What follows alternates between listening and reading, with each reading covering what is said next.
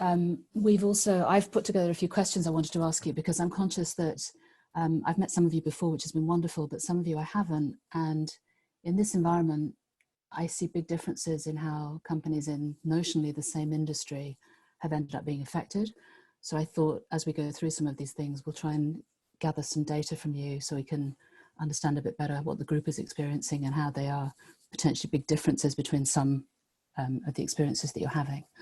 I'm also conscious that this group is probably at quite different stages depending on individual, where the business is, where your fundraising is, etc. And so if we can move to the next slide, I put some bigger questions, meaning I'm not sure what your next big strategic move is as a business beyond just surviving what's going on currently. Some people are well funded, and I assume therefore it's all about repositioning your business for the current environment, trying to work out, does it really stack up? Do you have to change? Are you in the process of changing? Others had been making great progress and the business is doing well despite everything, and therefore looking to the next raise. Some people may have had an approach for the business. As I sense, a lot of the bigger corporates are suddenly acknowledging in a way they really hadn't done until now in some industries, just how much behind the times they are in terms of using the best digital tools to run their businesses efficiently. And I think probably for some of the people on this call, that will present an opportunity either now or later to insource that to larger organizations that need the kinds of tools and services you guys have been building as independent businesses, which might be interesting. And I think at the other, sadly, tougher end of the scale, for people that realize they don't have enough traction to raise money, but need to find a home for the business because they know it's valuable, thinking about reaching out proactively to sell the company is also, I see, on some founders' minds at this point, so we can talk about that. On other fronts, some people have done really well at home and are now gearing up to do international expansion. I'm not going to spend much time on the deck as I've tried to keep it more generic to everyone, but we can talk about that in Q&A if people have specific questions, because I think, like many big step changes in what you do, it's clearly always a very exciting opportunity that you do it. But I think from a financial perspective, which is in a way the context that I try to apply to a lot of what we're talking about, there are some things that are worth perhaps thinking through if you're on the brink of doing that. And then last but by no means least, managing shareholders. And for me, this is everything from the basics, which I have in my slides, but also I know, depending on how you got here and what shareholders you accumulated from earlier rounds, they may all be happy and unified in what they want to do, but sometimes they're not. And sometimes that's a tricky subject. So again, I've kept my slides fairly generic, but we can talk about that in Q&A if people have specific questions they'd like to go through. Because I'm conscious that it's quite hard to do a one-size-fits-all session. So I've tried to get the basics together, and then we can cover more of the specifics that are on your mind as we get to Q&A. Next slide, please. What I hope you're going to get from this is, you know, a basic housekeeping list for crisis management. We're a long way through it, but I think we're far from the end. And therefore, I think it's worth just checking through to see where you are on that list. And if you have questions, we can get into that in more detail. I think secondly, basic financial housekeeping. Where are you with your business model? Or more importantly, where is your business model with reflecting the business you now have? Thirdly, provide you some sort of a framework beyond what you're already doing. Some of you, I'm sure, are doing very sophisticated things. Some of you are just at the stage where you're starting to put those things in place, so we can, you know, focus as you choose. Fourthly, a lot of my sessions I really anchor around helping people enhance their credibility, because for me, whether you want to raise money, whether you want to keep your shareholders happy, whether you want to sell the business, whether you're trying to convince an important client that you're sufficiently well advanced as a business to be worth taking the risk that you'll stay in business while you win that contract, is quite a wide topic, but I think we can talk about some of the things on the way through that help you do that. And then lastly, and we'll try and keep up the bulk of the time for that for Q&A. Next slide, please. I thought it'd be good to start off by understanding where you are all starting from. So maybe Serena, if you want to run, we've got a couple of polling questions on this. Firstly, to understand, knowing the environment is very challenging, how bad has it been for you so far? So if you can have a read of the question and answer it. But certainly I sit, as well as doing help on programs like this, I also sit on the board of 3 companies. And they're in really different positions on this list, which for me has been a very eye-opening experience to see, even though you think they share a lot of parallels, they're all selling software in different ways into very different industries. But they're really quite different outcomes just depending on how well their product unlocks value for their current and future customers. Second, sorry, I'm just getting to see the slide too. I'm very conscious that the product you were selling at the price point you were selling it and the value proposition it was offering at Christmas may not stack up today. It may be more compelling because it was saving money, making things more efficient, taking out clunky old-fashioned processes. It may be less compelling because they can no longer afford it, or it may be irrelevant because they have to do business in such a different way that they don't have the bandwidth or the actual need short term to do what you're doing. So I think that, to me, it's a big topic and not particularly my expertise, but it plays into a lot of how you think about how you're going to move forwards to do any of the big strategic things well, is being able to demonstrate you really have product market fit. Thirdly, customers everywhere are super distracted just running their own businesses. And I see that in lots of different ways, but I'm conscious that if you're, as innovators, doing the kinds of things you do, trying to bring new and interesting ways of making their businesses better, while they were at home waiting to reopen, maybe there was bandwidth, but as they move into the reopening mode, I think you have to be conscious that their attention may be just on getting the plumbing right to function in this new restaurant environment, this new hospitality environment. Sometimes you're part of the solution and you get accelerated up the queue. I've seen that happen. Sometimes it's just not now, please come back in 3 months, 6 months, 9 months. And that's going to be deeply frustrating if you're one of those. And then you have to think about how you're going to survive. I think the last 2 are the key in terms of moving any of the big strategic topics forward. One is, as you go to investors, do you have evidence that your business works in this new environment? Because if you do, you're going to get fast-tracked, because lots of people don't. And this is all about building credibility, not that we have a plan and we have a sales pipeline, but actually, how have we done since this happened? How are our customers coping? How much do we know about how they think about us? And I think evidence is going to make it so much easier to do all the things you want to do, rather than waiting for things to restart and then trying to build that later. And then lastly, there's this, I don't know, Serena, do you want to talk about the first poll or run the second one? So the first, I can share the results and okay. you all can see and you can talk about it. You can see it, right? No. Oh, yes. Sorry, yes. Wow, big mix.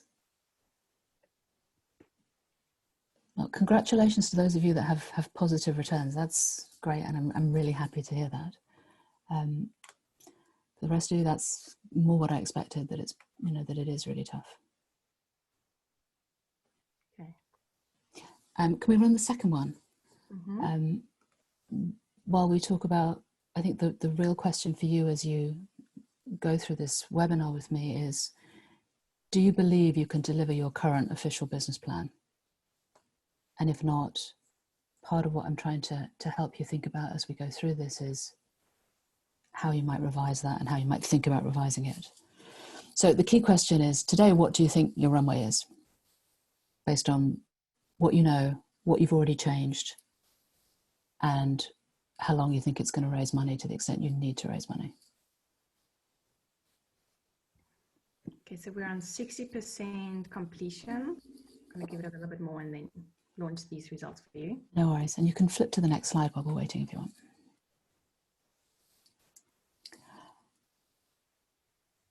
Because I think the answer to that tells me how deep your crisis still is. If you have a long runway, great, you've got time to work it out, to sort of batten down the hatches through a few tough months and rebuild before you need to go face investors. But the shorter it is, I think the trickier it is. Because, as I said, I think evidence is going to be key. And if not, you're going to rely on good faith and previous track record that people are really convinced is still going to be valid when things get back to full force. But we can talk about that in a little more detail. My housekeeping list for crisis management. And I think, knowing some of you, I'm sure you've done all of these things already. But I wanted to go down the list, for those of you that may not have had to or may not have needed to, but also because I think there are sort of three phases to a crisis. One is when it hits, when you do early and decisive things to reduce cash burn. And you do that knowing you have, a window to survive, which is going to be really tough. But you also often do it in the hope that things will get better. And therefore there's a little optimism in how deep you cut and how much you give up things you're hoping to do sooner rather than later. But as you get into it, and we're now quite a long way into it, you realize the end hasn't yet arrived. And therefore that first step you may need to revisit. The second thing is looking at your business plan, budget, and cash flow. And for different reasons, they're all very relevant. I think depending on how far away you are from running out of money, the priorities look different on that list. And I don't, Serena, do you have answers yet? Yes.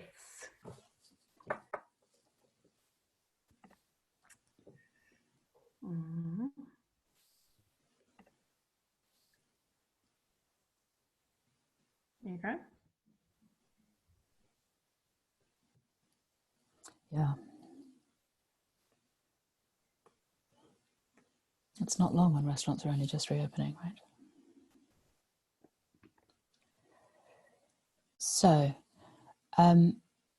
given most of you clearly have not so much in the way of resources, cash flow to me is the first step of that, is to make sure you have again revisited exactly where you are, and what can you cancel, defer, hold back, versus what do you actually need to spend, and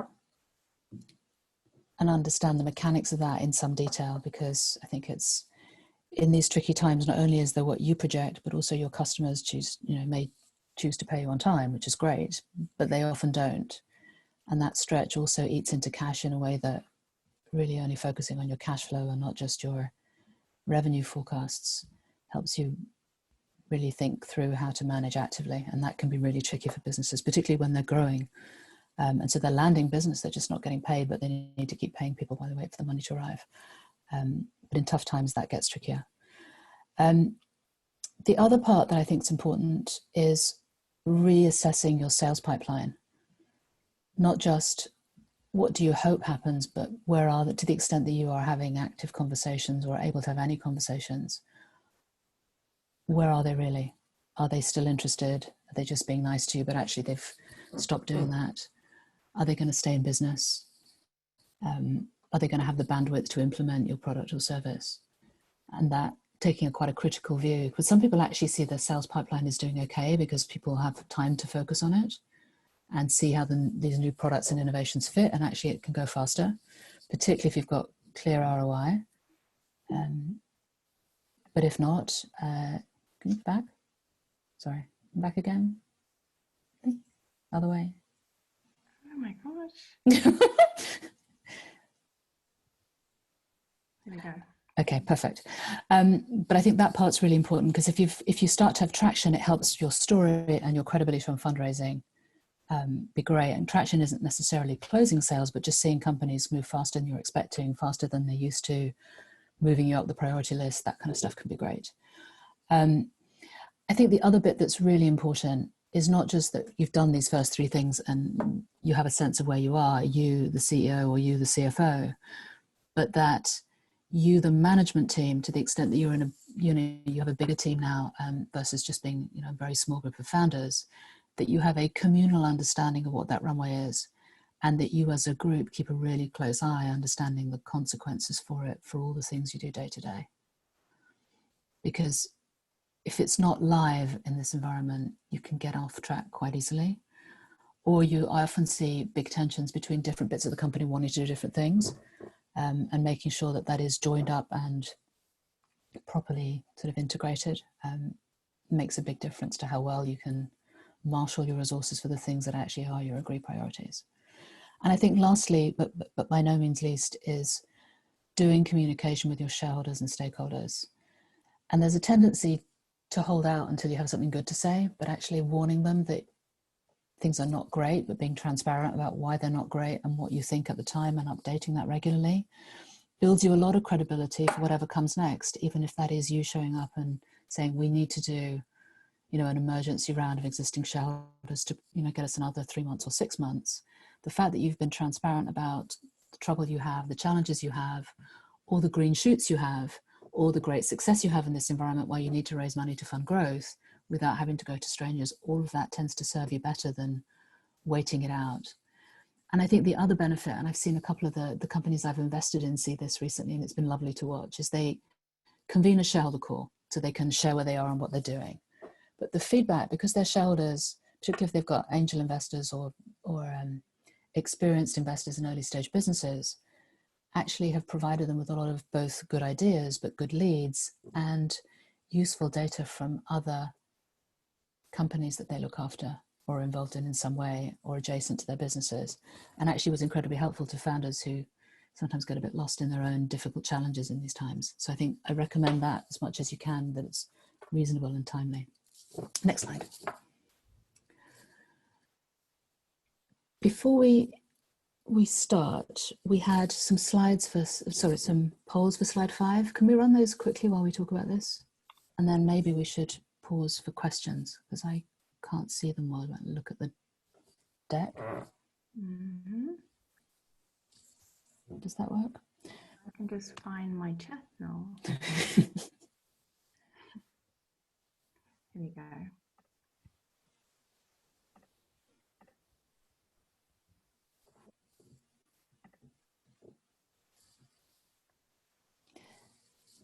I guess while these are running, really to try and get a sense of what have you done and how, what sort of tough decisions have you already taken?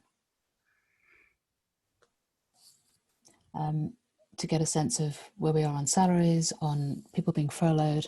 In various countries, the governments have done these schemes to pay people to pay for people to stay effectively attached to the company, but out of the business. In some cases, that's all or nothing. In some, like Germany, more constructively seems to be partial. So you can keep a bit of people's time, but mostly not pay for it and then scale it up, which can be very helpful. But those schemes are also going to end. And it's not at all clear what happens at the end of that, to the extent that the underlying businesses haven't recovered enough to take over those costs.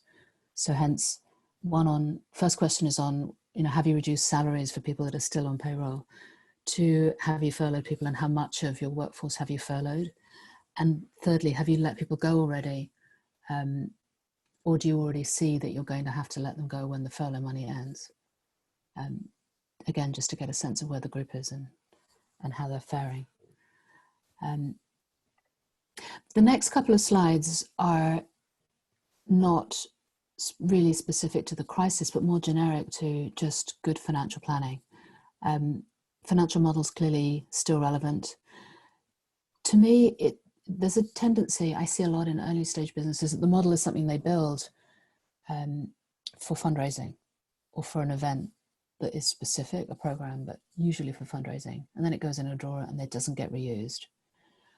I think it's really intended to be more a tool for tracking and managing that the business is reflected in your view of its prospects and reflects the equity story. Because if it doesn't reflect the equity story, one of them is wrong and they kind of need to join up. And I think in these times, that's more true than ever. And I think it's worth taking, if you haven't done that already, it's worth taking a more serious look at what your model says, whether that reflects now how you see the recovery going, how your product and pricing is going to fit into that environment, and see how that ripples through into your ability to pay for the things you need to deliver that. Secondly, that it's underpinned and anchored in real data from the business. So ideally, it should come from target market data to KPIs, which go to revenue, and the cost structure should reflect what it actually costs you to deliver that revenue and survive waiting to be paid by your customers. And I think that often looks quite out of date when the world has changed so much as it has in the last few months. But also, I'm very conscious that target market data in this environment is a nightmare because it's too soon to have informed views. I think what's a little bit helpful is looking at how some of the public groups are reporting.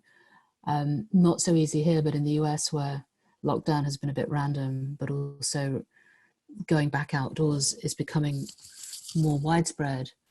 As the groups are going through quarterly reporting, which can be quite useful, you are seeing some commentary from them about how their restaurant, food and beverage businesses are performing. And I think some of that's a little bit useful to shed some light. But it's early days, and I think that makes this process very hard. But I think it's also back to one of the things I said at the beginning, evidence is going to be important to helping people understand why you're doing what you're doing. So if you're taking your references, explain them, and then explain that's what drives your model. And then last but not least, going back to this theory of credibility, you really need to outperform your base case in theory. And if people sense as you explain your model to them as you go to fundraise that this is the best you can hope for, and they're going to haircut it and that's not going to be enough, then you're going to have a tough time. So I think it's really important to have a model that you think you can actually deliver as you move towards fundraising, particularly because, already before this event hit, for high growth businesses, I see investors gating the amount of money that you can draw down of their, we're going to give you 2 million. Actually, it's not 2 million now, it's 500,000 and then 1 million. And then because they want to make sure you deliver the metrics, putting the money in the right place. So if you have a model that overestimates what you can actually deliver, then you won't get the money in the end anyway. So I think that process is quite important and worth spending some time on, specifically given where you are and how you think your growth curve is going to look. Serena, do you want to talk about your polls? Do they all run? Yeah, have you seen the Cyrus one? Yes, I did. Okay.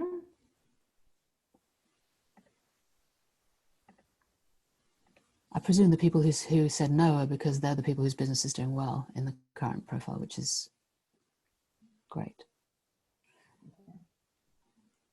I don't know if you want to pause and do any questions on as far as we've got, or you want to keep questions for the end. So if anyone has a burning question they want to raise, feel free to drop it in the Q&A. Yeah, good idea. Otherwise, I'll keep going, but I'm going to put this on my other screen so that maybe you can flip to the next slide for me while your polls are on. More financial checklist just on housekeeping. Model, ideally, bare minimum income statement and cash flow. Ideally, you want balance sheet as you're getting to be bigger and more grown up, because making sure you track working capital properly is really, really important. I would expect monthly and annually, as some of you know from sessions that we've done together. I would also assume you're doing monthly reporting and that you would do a monthly reconciliation of what actually happened versus what was in the model, and use that as a learning tool of how good your forecasting is, but also so that you can review and reforecast the future on the back of the things that have happened. And if you do that dynamically, you get much better at forecasting because you have a much better understanding of the things in your model and how they behave. And you pick up the ad hoc, lumpy things that are not so easy to forecast at the beginning, and capture things in a much more accurate way. And when you can start to talk to investors with your track record of, well, this was our budget and we out-delivered, and month by month it looked like this, as opposed to this was our budget and it was wrong, we missed it by 50% before the crisis hit because we were super optimistic about X and Y, you can improve very much their confidence in the projections you're serving up now, because you've got evidence of how well you did forecasting on the way to building that. It makes a huge difference. KPIs, I know this is a big subject, but is really, I can't emphasize the importance of it, for finding the right ones that tell your story really easily. How are we doing? Furloughed, only 22%. So even the people whose business is growing have still furloughed people. That's hard. That's really hard.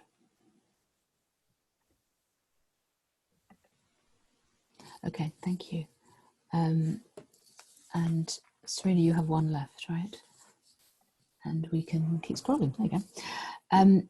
So KPIs really, really important. And I think these days, working out what the KPIs are, it's worth revisiting what you have and see if they are still the right things to be focusing on. Because you may take the green shoots element and capture it in a different way, and that may become the most important metric. It may be that all the stuff you're doing is all perfect and you just need to be patient, but it may be you need to rethink, or you realize that one thing is a bigger part of the purchasing decision than it was before, and therefore that's the thing you need to monitor, because that's the thing that's going to be sure you deliver your revenue. And then last but not least, cash flow. Avoiding bad surprises because they just don't really help you. And when you're tight for cash, as most of you are based on your runway, you can't afford to do that. The things that I always worry about, working capital in ordinary times, but in these times much more so because I see it can get really ugly. VAT for the same reason. International expansion, because if you're going to do it, you need a bucket of money that's not part of the regular spend for sales growth, but actually is setup costs, hiring people, traveling, paying the various consultants, lawyers, accountants, etc., to get organized, but also starting from scratch on a sales funnel usually. So that part, and also potentially, depending on where you're going, having to isolate cash in different currencies and have local minimum capital requirements and lots of other boring but important pieces. And then last but not least, non-recurring items. You've all been around for a while, so that's presumably getting much easier. But I think in times like this, non-recurring comes back as being unexpected things will show up. So I would encourage you to spend a bit of time on cash flow, and the non-easy pieces, just spend a bit of time thinking those through so you really capture the things you're on the hook for. Here we go. Yeah. I'm happy that so far the no is 71. That's great. That's really great.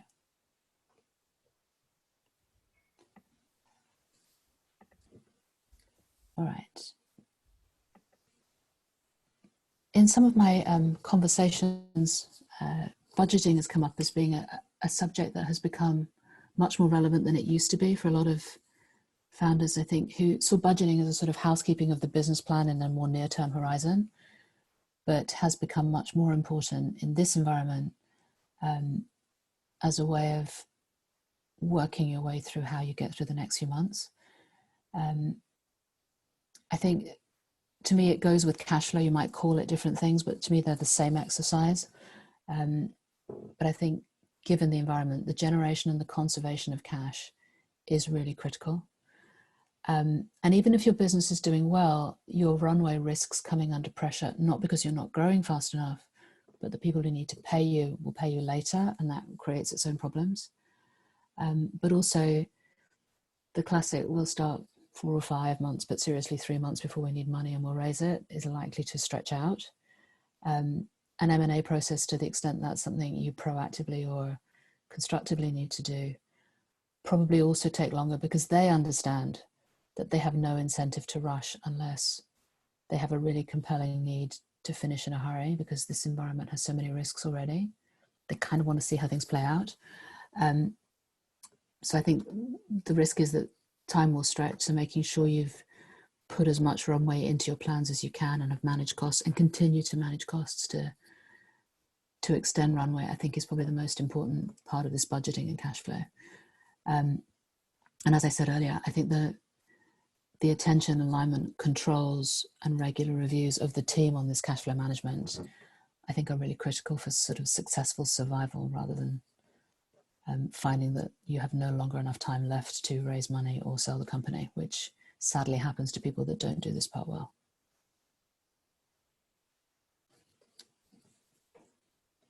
So, should we ask some quick budget questions? Serena, would you like to run them quickly? And then we're almost done on slides. Yes.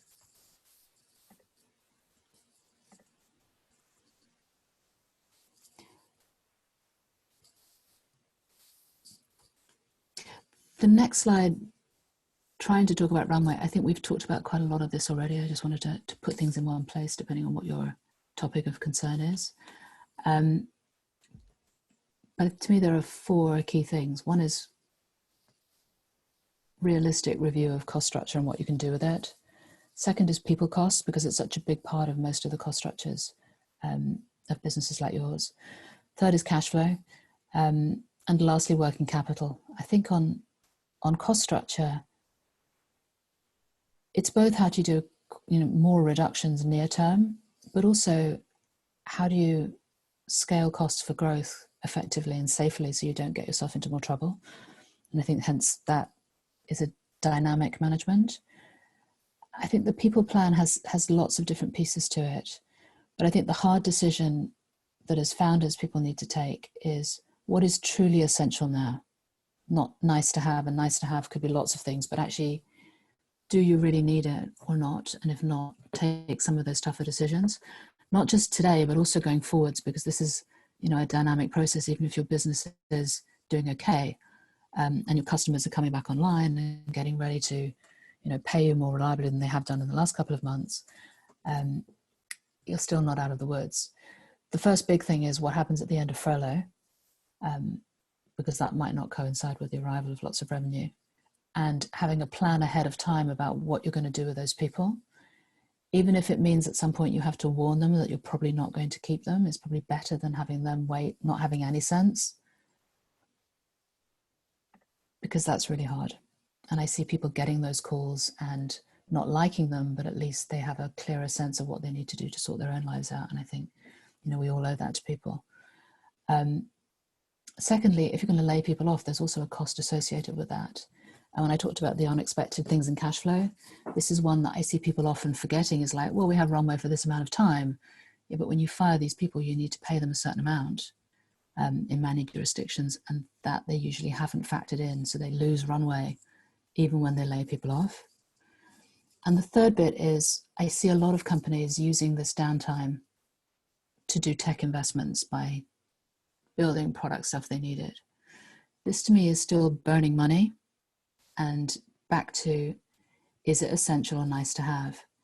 Because if you spend all your money building a very nice product, but you still have an extended sales cycle, you won't survive.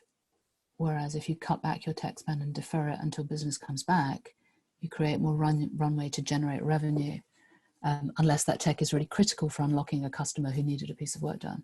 So that I also see as often people get a little lost in tech being a really cool thing to take advantage of the time to do, but forgetting that if fundraising is going to take 3 months longer, it can all get quite sticky quite quickly. Cash flow we've talked a lot about already.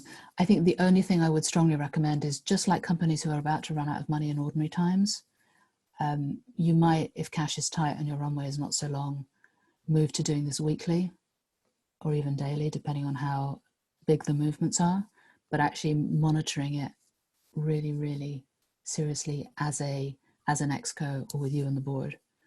And certainly companies that I've spent a lot of time with have done that, and it makes a huge difference to credibility, but you have a proper understanding of where the sticky patches are, because you may need to go to a shelter and say, can you give us a bridge loan for a month because we're waiting for this payment, but we need to pay salaries, or whatever. And I think having built the track record of keeping an eye on it and sharing that, people know when those bumps are coming, and it's a lot easier to manage expectations when you need help, having warned them that we're probably going to need help if X and Y doesn't happen.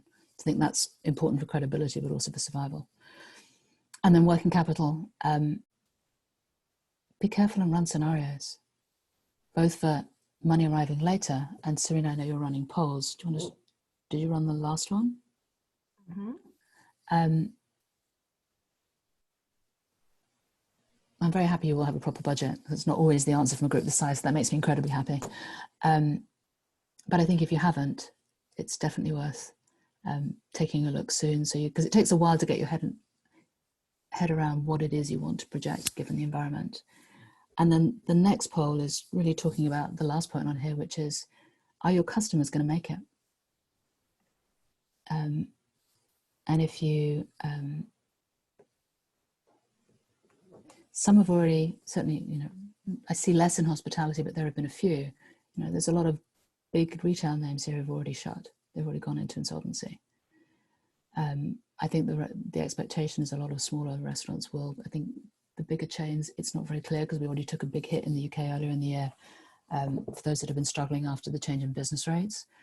But I think it's something you need to factor in as a scenario is how many of your customers are going to survive and how many of your sales pipeline customers are going to survive. Because it's really overly optimistic to just assume they're all going to be there. So those are my runway suggestions. Let me share the results.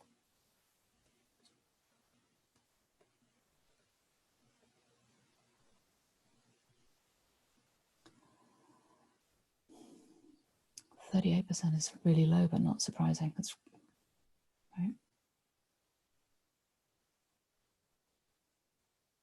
Yeah, it's tough. Okay, next slide, please.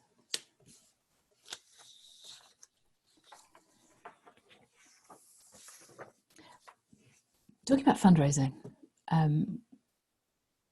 I think the first point is the hardest part, which is investors have lots of choices and they have fairly limited incentive to move quickly and write checks.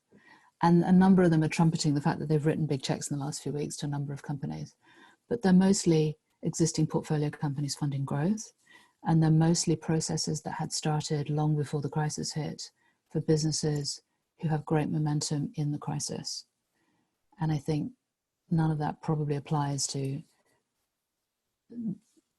the group on this call who are sort of 6 to 12 months away in terms of runway. So you're going to start fresh conversations. So to me, it's going to be all about the things I've been talking about, evidence you have that it's really working in this environment. And that's tricky. So you'll see our poll question. Do you think you can get the traction in the runway that you currently have in order to fundraise?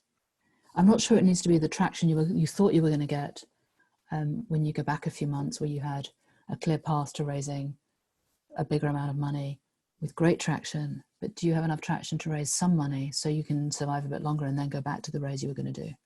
Because I think it's about sequencing how much data, how much valuation can you justify given where you are, given the stop-start that you've been going through, but it still show that you are a business that's going to have a proper business to build in the new environment.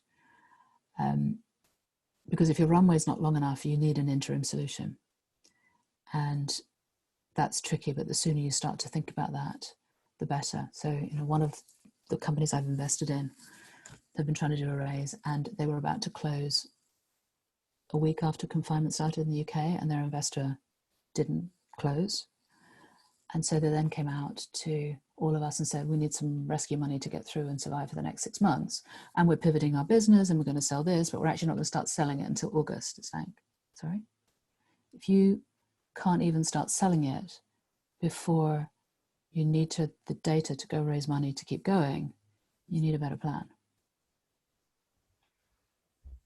And helping yourself think through that from okay, if we need money by here, it takes this amount of time to start having conversations with the evidence.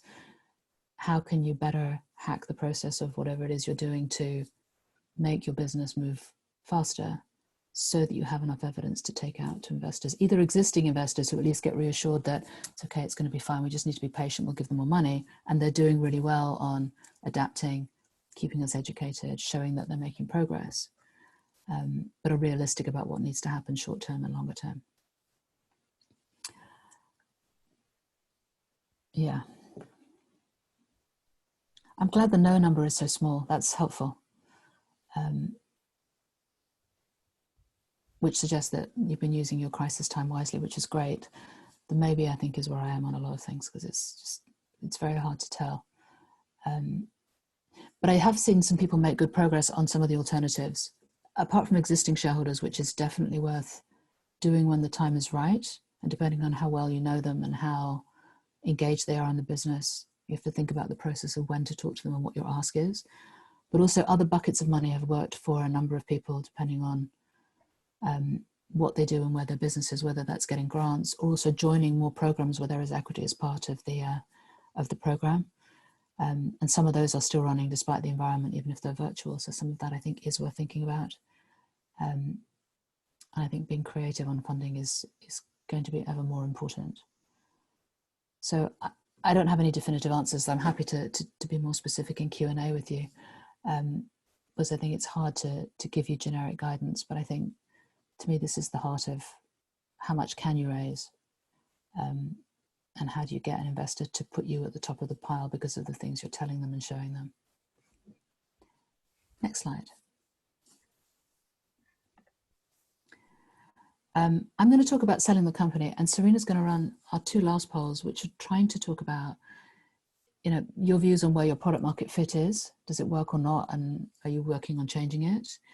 And one, to get a sense of, to me, one of the things that's always interesting as you talk to investors with a business that's already up and running for a while is, have you been through renewals yet from customers? So I'd be really interested, to the extent that you've had any renewals come up in the period of lockdown, how they've gone. You know, have your customers renewed? Did they actually want more because your product is way more relevant in the new environment? Did they renegotiate price but still renew? Did they just put it on hold, or did they just say, go away, leave us alone? So I'd be interested. So the second one does that. I put in a slide on selling the company. I don't think I can credibly condense M&A into a slide and the various permutations over which it might happen. But I think the most important thing to start with is, if you're even thinking about it, make sure you really understand why you're doing it, and articulate that reasonably, structurally, so that you run the right kind of process.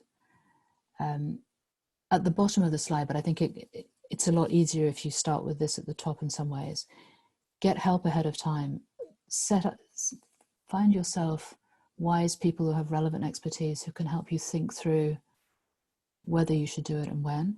Sometimes these are lawyers who do M&A as part of their practice. Sometimes they're board members who have relevant expertise. Sometimes they're senior advisors that you've met through various networking things who you've got involved in the business, or even just met in networking and then decide to call them because of this need for M&A advice, or actually hiring professionals at some point if you've got to the point where either you've had an approach you need to take seriously, or you realize no one in your network really has the right skill set. So I think it doesn't work for really small businesses, but it does work if you need professional help. There are people who do it for a living, even in early stage businesses.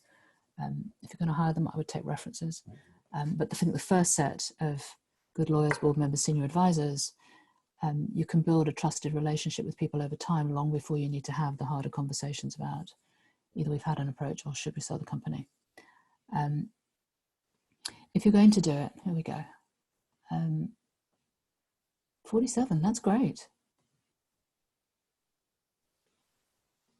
That's really great. Good. Hence the sales cycle question is going to be really interesting, because if it fits, then it's a question of, you know, how well you can get it sold, which I think is much easier. And then lastly, how are they doing on renewals? Getting your housekeeping in order. Some of that is all the stuff I talked about earlier, finances, making sure you actually have numbers that go with the words and pictures that tell the story of your business, and making sure you really have the runway to run a proper process.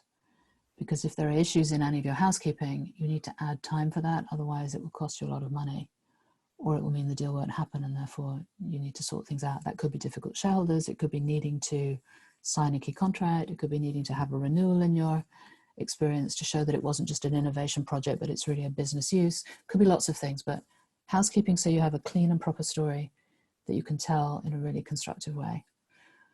I think the next bit of thinking that's really helpful is, if you're already thinking that you might sell the business, or you've had an approach, is as you start to reel off other names of people that potentially should buy it and it would fit with X and Y for various reasons, I think it's really important for you to try and put yourself in their shoes and try and craft a story that you think they would use to sell the deal internally to get approval to do it. Because it helps you really understand, does your business truly fit or not? i.e., are they a serious buyer? Do we know enough to even have a view? But also the kinds of things they're going to want to understand in order to make that purchasing decision. And a number of founders I see have done a really good job of casually getting to know a number of the key players in their industry who potentially could be acquirers longer term, as part of their general activities at conferences, at events, networking their way to get to know these people so that they're not complete strangers. And I think that helps a lot to get a read on how those businesses work, to the extent you get to know these people, how they might fit. Some of them are quite open about their interests sometimes, but also helps you get a feel of, do I really want to work for that company? Because usually as founders, they're going to expect you to stick around for a while. And getting a sense of how they work and whether that means your business would thrive or be constrained may all be part of your sale decision. So I think education from the buyer side is important. I think the other bit that's valuable is doing your homework on industry trends and deals. Lots of little companies get bought. Often there's not much data around, but you see the trends of the kinds of companies the big players in your industry are buying, and you see the problems they're trying to solve by insourcing technology in a tried and tested way rather than trying to build it themselves. That's really helpful. But if you can also find benchmarks that show what people paid for them and have a proper understanding of where those businesses were, you can manage your own expectations of what you might get away with, but also get a sense of, if somebody makes you an offer, whether that's likely to be a starter to see if you actually understand what's going on, or is actually the best that they could pay. I mean, usually people start low and go higher, but sometimes they rely on that information inequality to really put in a lowball offer. And you can move them a really long way if you understand what it is that's motivating them and the value it unlocks for them, but you don't work that out in one or two conversations. So if you're serious about it, it's worth spending some time trying to understand this dynamic much more. But I really recommend finding some trusted mentor or mentors who can help you through a process like this. If you're doing the fire sale kind of selling the company because you haven't been able to raise money, a lot of these things apply. It's just a much more painful experience in that you have much less leverage. And therefore, it's all about finding a home for as many employees as possible. It's not necessarily about unlocking a lot of value, but also trying to be fair to your shareholders that have got you this far. So hence, we can talk more about that in Q&A if you'd like to talk about specifics. I'm just quickly going to ask people to vote because we're like 50% voted, and I would love to have us to 70% voted before we launch the results. So for those who haven't voted yet, it would be great if we have a better stats. Or maybe nobody had renewals. Sometimes it's, particularly if you sign multi-year contracts, sometimes it takes a while before you actually go through it. There the numbers are going up. Great. Thank you. I'm going to launch for you guys to see.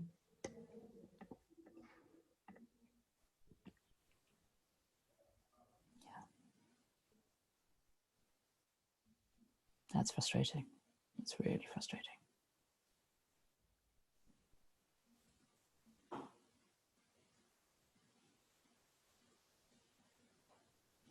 Okay. Next slide, please. I said at the beginning I had just sort of the generic basics, but I really strongly recommend regular communication. This tendency to wait and ration information flow, I don't think serves you well, because the good companies do it regularly and they get a lot of soft benefits as well as the actual transfer of the information they're providing. I also recommend talking informally with your board members rather than waiting for formal meetings. In these times, there is way more contact in all the different bits of your stakeholder structure, and I think facilitating that makes people understand that you're growing up about your obligations to everyone, but also they're great assets to help you. And in a way, whether they do that enthusiastically or you sense they're quite indifferent, it also gives you a sense of where you are and how you are perceived by them, which in itself is useful, even if it's not fun sometimes.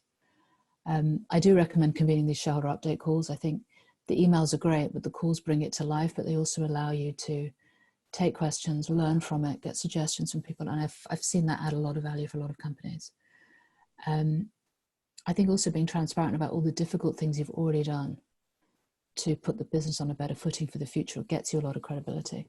And sharing that in a timely fashion is also really useful, because I think it shows your substantive commitment as managers to making sure that the company has the best chance of surviving. And silence doesn't communicate that. Even if you show up later having done lots of great things, the more you do that on the way through, I think makes a huge change in the credibility of the management teams who do that. And also the challenges that you're facing, being honest about, we're struggling with this, we're struggling with that, if anyone can help, anyone needs the insights. People do respond, amazingly they do. And also warning them when you're going to run out of money. So when the call comes to fund, they already have a sense of you're on their list that you might need to fund. Nothing is worse than getting your first email in 9 months saying, we've just opened our raise, we need you to respond in 10 days. It doesn't inspire you to write checks to people. And so the more of this you can do, I think it's very helpful. And if you have good news, all the better. If you start very pessimistic and your updates get more positive, it also builds that credibility for later that these people have been realistic in managing expectations and they do better than expected. And it sets a different tone when you show up to fundraise later.